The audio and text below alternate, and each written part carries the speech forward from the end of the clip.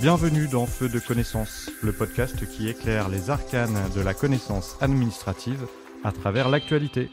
En préparation des Jeux Olympiques et Paralympiques 2024, Madame Elisabeth Borne, alors Première ministre, a rédigé une circulaire qui reprend le cadre de référence des principes d'organisation et de fonctionnement de la cellule interministérielle de crise, en rappelant la répartition des responsabilités entre les différentes autorités. Feu de connaissance s'est posé plusieurs questions à ce sujet. Quel est le rôle de la SIC? Comment est-elle organisée? Et comment fonctionne-t-elle? Et on commence donc par cette sécheresse exceptionnelle que la France subit cet été et le gouvernement réagit. Oui, car cette sécheresse est la plus grave jamais enregistrée dans notre pays, affirme Matignon dans un communiqué. Elisabeth Borne qui qualifie la situation de drame historique, notamment pour les agriculteurs, les écosystèmes et la biodiversité. Cette cellule doit donc permettre une meilleure gestion de cette crise, avec la remontée d'informations régulières par les préfets des zones les plus touchées, l'activation de plans spécifiques et un suivi des conséquences de cette sécheresse. L'objectif est aussi de coordonner les mesures de sécurité civile, comme la livraison d'eau potable par exemple. Pour exercer sa responsabilité dans la direction de crise, le Premier ministre s'appuie sur un dispositif gouvernemental dénommé Cellule interministérielle de crise. Elle est créée en 2010 et c'est l'outil sur lequel le Premier ministre s'appuie pour exercer, alors en liaison avec le Président de la République, le pilotage politique et stratégique de l'action gouvernementale en matière de gestion des crises majeures. Ce dispositif réunit l'ensemble des ministères concernés et permet de recueillir les informations utiles à la prise de décision. Son activation est décidée par le Premier ministre en lien avec le SGDSN et permet de confier à un ministre la responsabilité de la conduite de crise. La nouvelle circulaire consacre l'instauration d'un directeur délégué de crise adjoint qui relève du ministère de l'Intérieur et qui assure le rôle de chef d'état-major de la SIC. Cette nouvelle circulaire ouvre également la possibilité de créer des entités pour le suivi de grands événements. À titre d'exemple, le CNCS, le Centre national de commandement stratégique, a été créé dans le cadre des Jeux Olympiques et Paralympiques de 2024. Conformément au livre blanc sur la défense et la sécurité nationale, le Premier ministre assure la direction de crise et le ministre désigné la préside. En règle générale, c'est le ministre de l'Intérieur lorsque la crise a lieu sur le territoire national, c'est le ministre de l'Europe et des Affaires étrangères pour les crises extérieures, et c'est le ministre des Armées lorsque la crise se déroule en mer, en dehors des limites administratives d'un port français. Ce président désigne un directeur délégué de crise pour l'assister dans ses fonctions.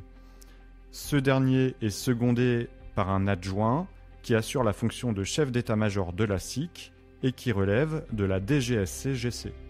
C'est également la DGSCGC qui assure le maintien en conditions opérationnelles de la SIC. Seront présents également le chef d'état-major des armées, ainsi que le commandant de la défense aérienne et des opérations aériennes, qu'on appelle le CDAOA, lorsque la crise est de nature aérienne. Donc il existe 4 fonctions qui structurent cette cellule interministérielle de crise. La fonction situation, qui assure la mise en commun de l'ensemble des informations nécessaires à l'appréciation de la situation et à son évolution. Les demandes de précision et de complément d'information aux causes sont effectuées par cette SIC via le COGIC afin d'éviter des sollicitations multiples des différents centres opérationnels ministériels. Ensuite, nous avons la fonction communication. Elle éclaire et accompagne la mise en œuvre des décisions en proposant les axes de communication déclinés dans un cadre gouvernemental. Elle analyse la perception de la crise par l'opinion publique, elle mesure les attentes des citoyens, de la société civile et des leaders d'opinion vis-à-vis des pouvoirs publics.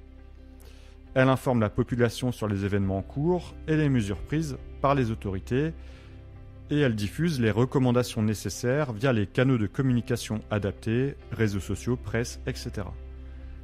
La troisième fonction, c'est la fonction anticipation. Elle réalise dès l'activation de la SIC les travaux d'anticipation nécessaires, d'initiative, ou sur demande de la fonction décision. Elle identifie et étudie les situations envisageables sur la base de l'analyse du contexte, des plans existants, et elle propose un plan d'action à mettre en œuvre pour chaque situation envisageable retenue. La dernière fonction de cette SIC, c'est la fonction décision. Elle prend connaissance des analyses produites par les fonctions situation, anticipation et communication, tant sur la situation du moment que sur son évolution. Elle en débat et elle examine les perspectives d'évolution. Elle prend des décisions pour la conduite de crise, pour ce qui relève de son niveau d'appréciation, et elle soumet au Premier ministre les propositions d'action qui relèvent de choix de conduite de niveau stratégique, ainsi que les éventuels arbitrages.